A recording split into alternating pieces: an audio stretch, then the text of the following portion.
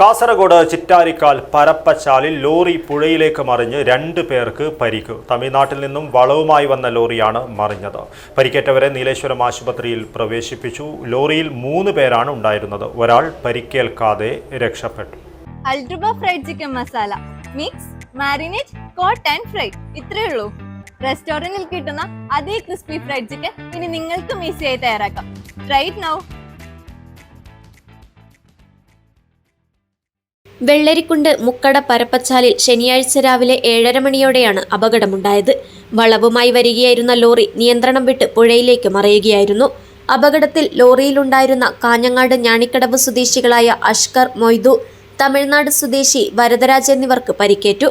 മൊയ്തുവിനെ നീലേശ്വരത്തെ സഹകരണ ആശുപത്രിയിലും അഷ്കറിനെയും വരദരാജിനെയും കാസർഗോട്ടെ സ്വകാര്യ ആശുപത്രിയിലും പ്രവേശിപ്പിച്ചു.